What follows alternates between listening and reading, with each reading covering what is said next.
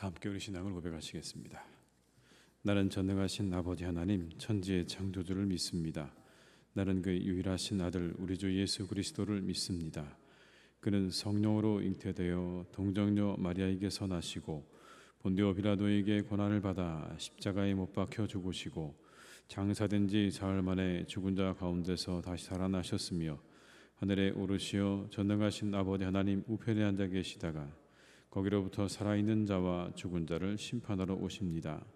나는 성령을 믿으며 거룩한 공교회와 성도의 교제와 죄를 용서받는 것과 몸의 부활과 영생을 믿습니다. 아멘. 찬송가 586장을 찬양하시겠습니다. 586장입니다.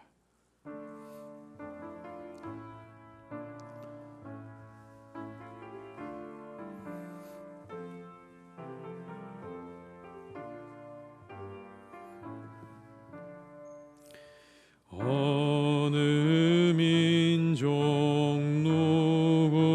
누구게나 결단할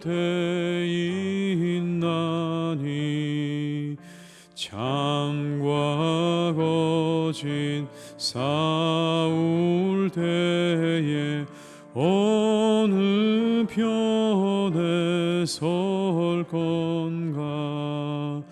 주가 주신 새 목표가 우리 앞에 보이니 빛과 어둠 사이에서 선택하며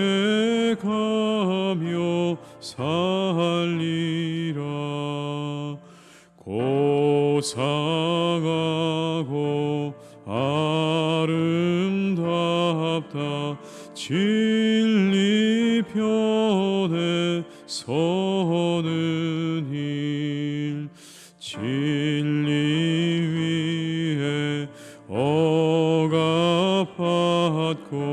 명예 이기로도 비겁한 자 물러서나 용감한 자 구세게 낙심한 자 돌아오는 그날까지 서리라. 순교자의 빛을 따라 주의 뒤를 쫓아서 십자가를 등에 지고 암만 향해 가리라. 새 시대는 새 사명을 우리에게 주나니 진리 따라 사는 자는 전진하리 언제나. 악이 비록 성하여도 진리 더욱 강하다. 진리 따라 살아갈 때 어려움도 당하리.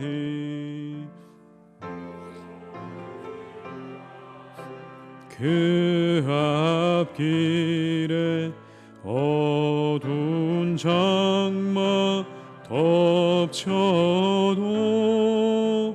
하나님이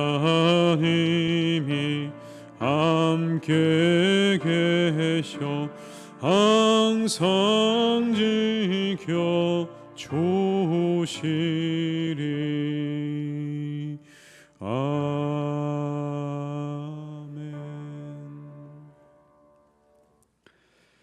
이 시간 하나님께서 우리에게 주신 말씀은 로마서 2장 12절에서 16절의 말씀이 되겠습니다. 로마서 2장 12절에서 16절의 말씀입니다.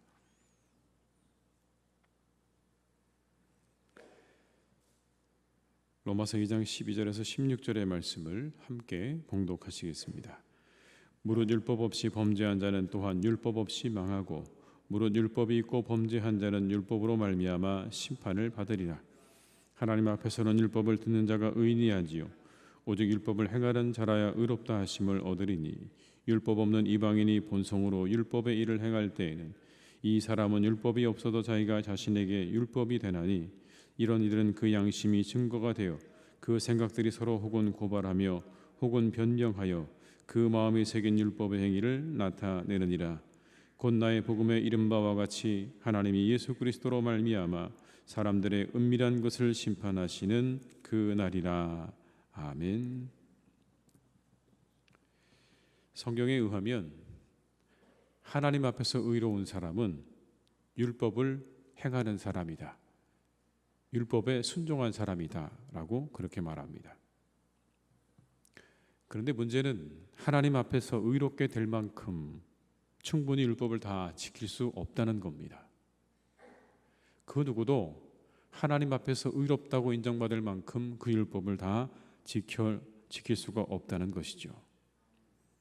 그것은 결국 아무도 그 심판에서 자신 스스로 자신의 의를 통해서 벗어날 수 있는 사람은 없다라는 것입니다. 그런데 이 점에서 유대인과 이방인이 차이가 없다 이렇게 말합니다. 율법을 가지고 있는 유대인도 그렇고 율법이 없는 이방인도 마찬가지로 자신의 행위를 가지고 하나님 앞에 의롭다 인정받을 수 있는 사람은 아무도 없다라는 겁니다. 왜냐하면 이방인들에게는 양심이 있기 때문이다라는 겁니다. 하나님이 유대인들에게는 율법을 주었다고 하면 율법이 없는 이방인들에게는 양심을 주셨다라는 겁니다. 여러분 12절의 말씀을 제가 읽어드리겠습니다. 무릇 율법 없이 범죄한 자는 또한 율법 없이 망하고 무릇 율법이 있고 범죄한 자는 율법으로 말미암아 심판을 받으리라. 여기 율법 없이 범죄했다라는 말은 이방인들을 말하는 것이죠. 율법이 있는 자란 유대인을 의미하는 겁니다. 그들 각자가 가지고 있는 기준들을 따라서 심판을 받게 될 것이다. 율법을 가진 자는 율법에 의해서 판단을 받게 될 것이다. 13절에 이렇게 말씀합니다. 하나님 앞에서는 율법을 듣는 자가 의인이 아니요 오직 율법을 행하는 자라야 의롭다 하심을 얻으리니. 여러분 이 말씀 속에는 바울이 당대의 유대인들을 비판하는 내용도 들어 있습니다. 그냥 회당에 모여 앉아서 말씀을 듣기만 하면 그것으로 자신들이 의롭다라고 내세울 수 없다는 겁니다. 그냥 앉아서 회당에서 말씀을 듣는 것만으로는 의롭다고 할 수 없다. 그 말씀을 듣고 실천하는 사람이야말로 의롭다고 말할 수 있다.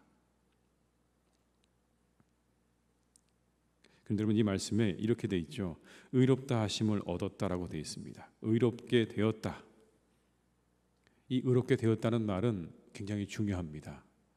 우리가 구원을 이해하는데 굉장히 중요한데 이거는 종말론적인 개념입니다. 오늘 내가 의롭게 되었다는 의미가 아닙니다. 그래서 성경 어디에도 의로운 자, 의인이라는 말을 쓰지 않습니다. 구원에 관해서 쓸 때는 의롭게 되었다라고 얘기합니다. 마지막 종말론에 하나님께서 그 사람을 의롭다고 해주시는 겁니다.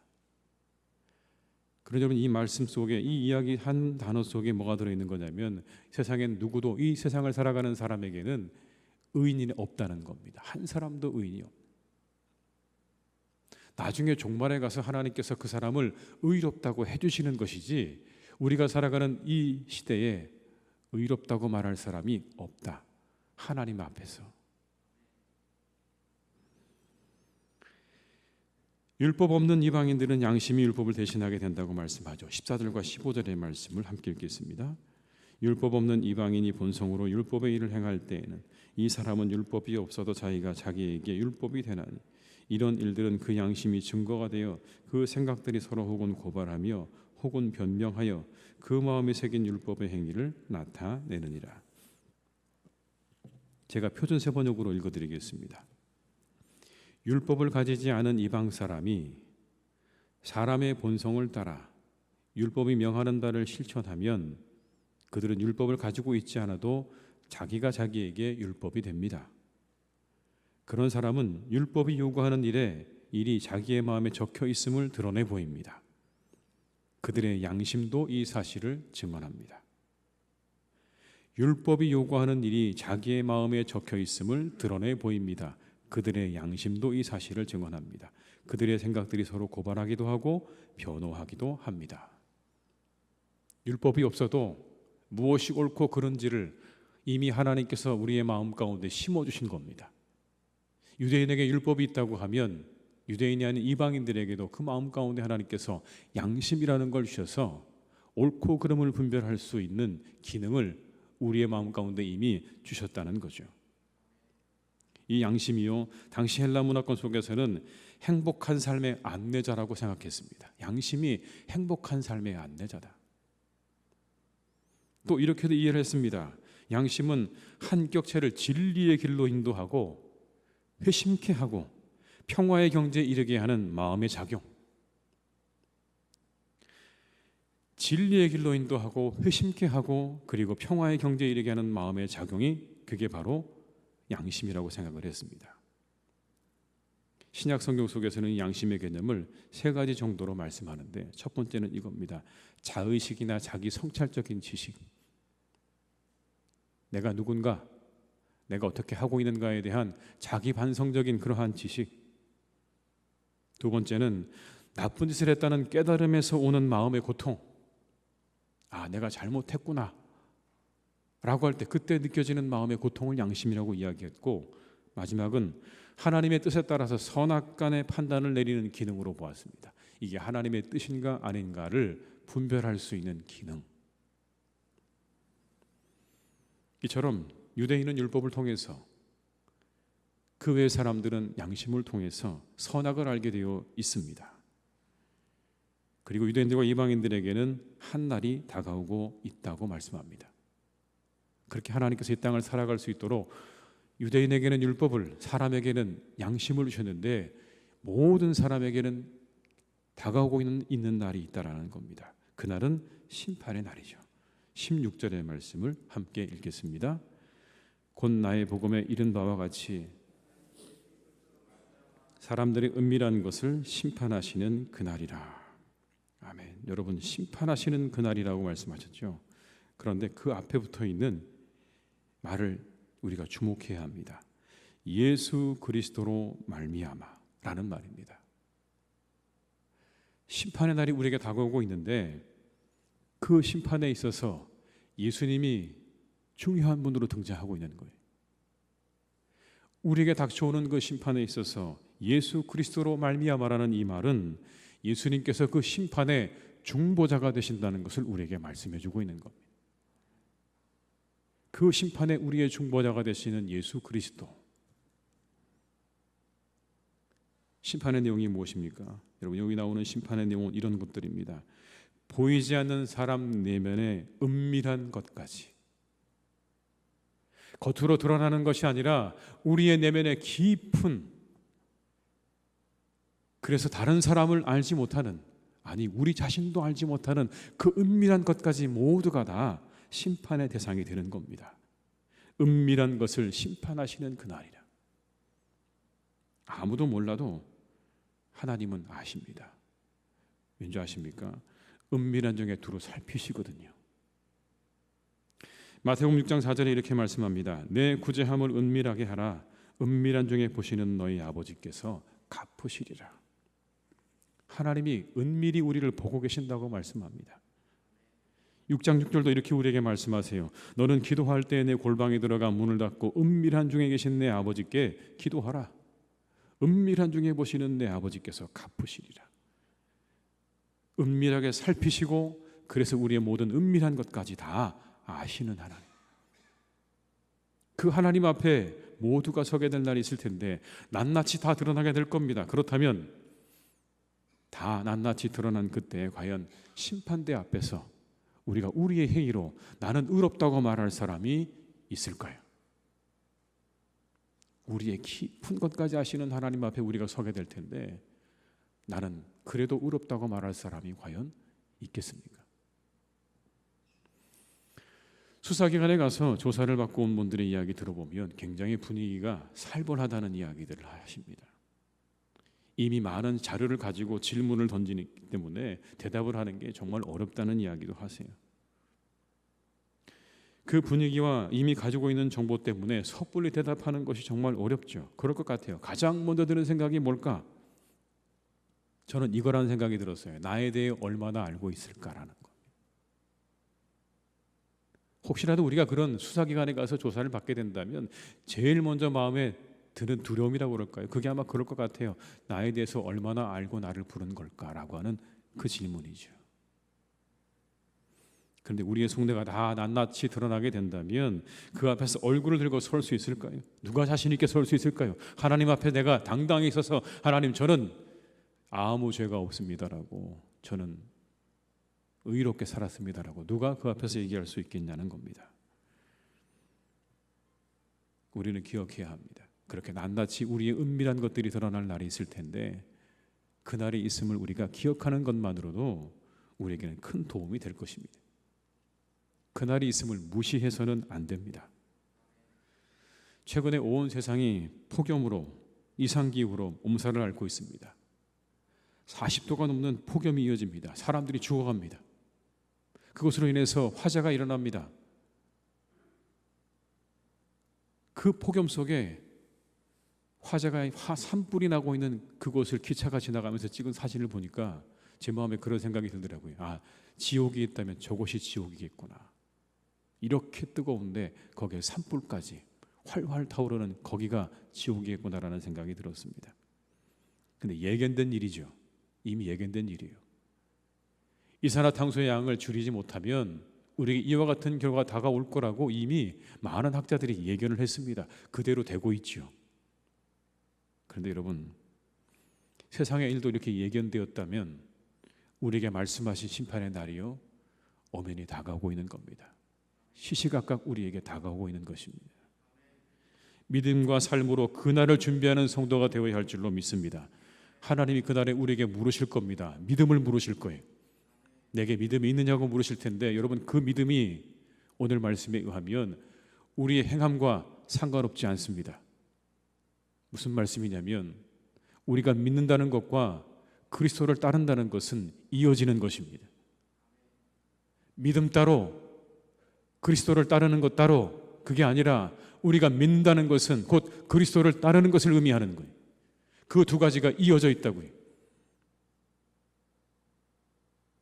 하나님이 우리에게 믿음을 물으실 겁니다. 믿음으로 살았냐고 물을 텐데 여러분, 그 믿음은 우리가 예수 믿으면 천국 간다고 하는 그 한 문장으로 다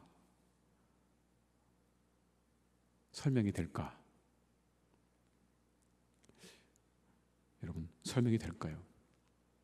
오늘의 본문의 말씀 속에, 그리고 성경 우리에게 말씀해 주시는 말씀 속에는 우리가 믿는다는 것과 그리스도를 따른다는 것이 결코 떨어져 있지 않다는 것을 우리가 기억한다면 예수님 잘 믿고 그리고 우리의 삶을 하나님 안에서 그리스도 안에서 성결하게 깨끗하게 살아가려고 애쓰고 노력하는 삶이 우리 가운데 있어야 할 줄로 믿습니다.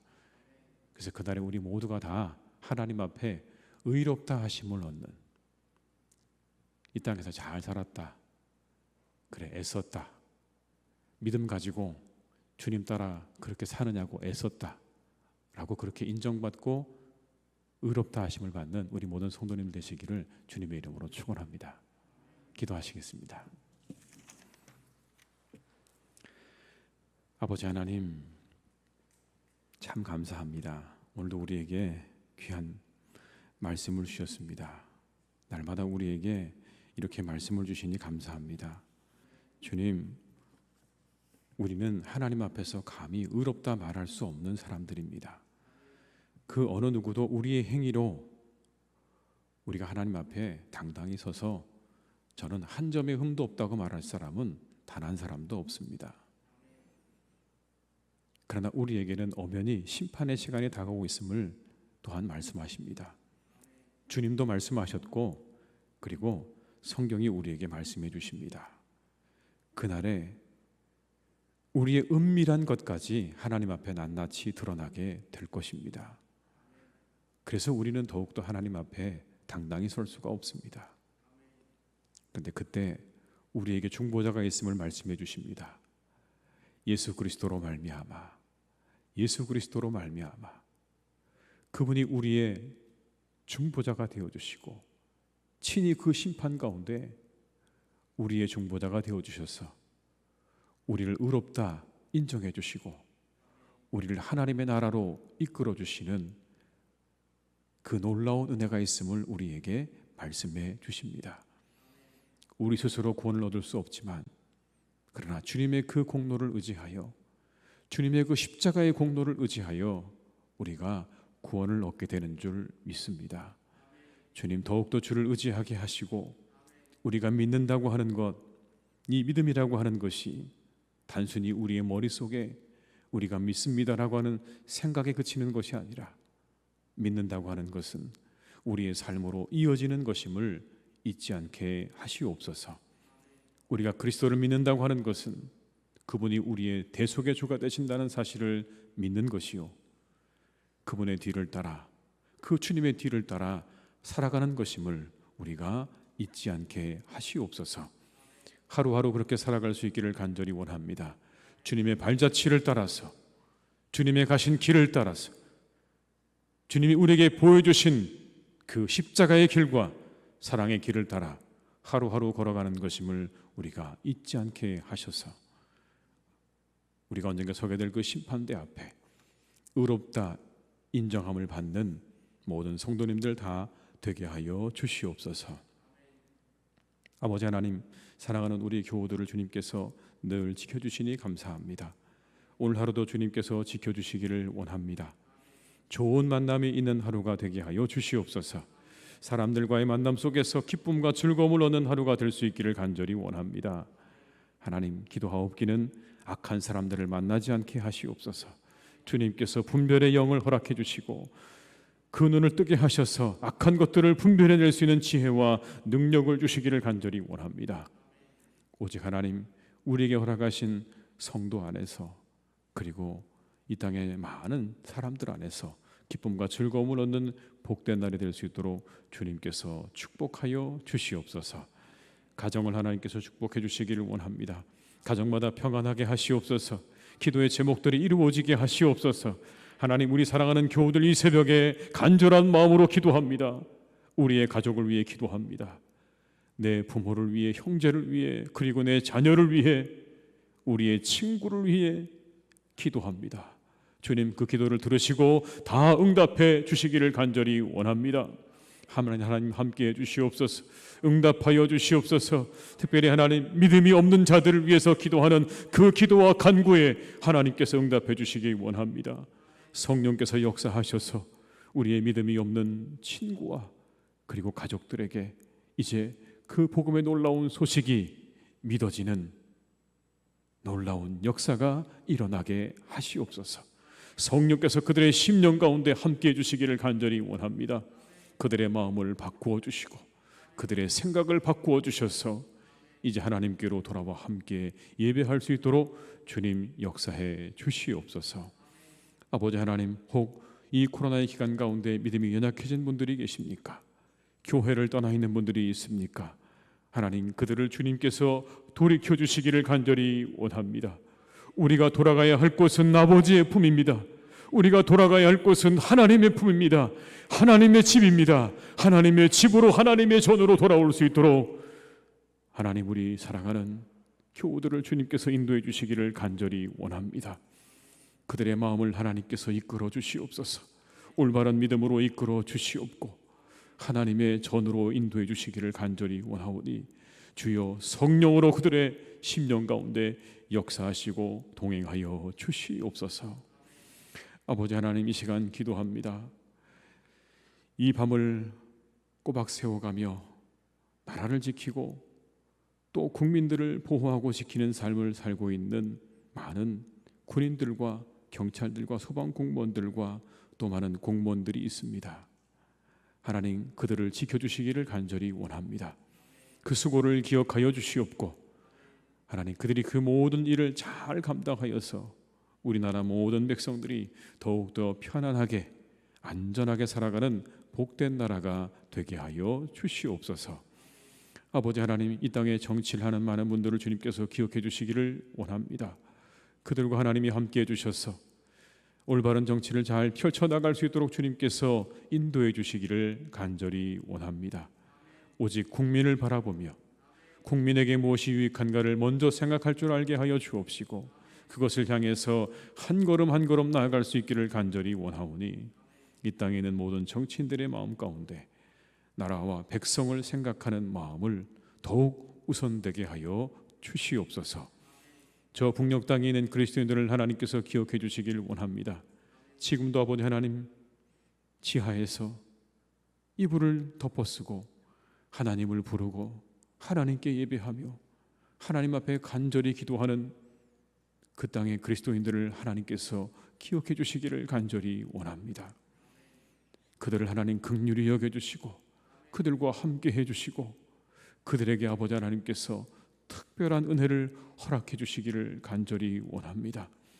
그곳에 있지만 우리가 경험해 보지 못한, 우리가 감당하지 못한 그 놀라운 은혜와 축복을 그들에게 허락하여 주시옵소서. 하나님을 느끼고 만나고 경험하는 시간들이 날마다 이어지기를 간절히 원합니다.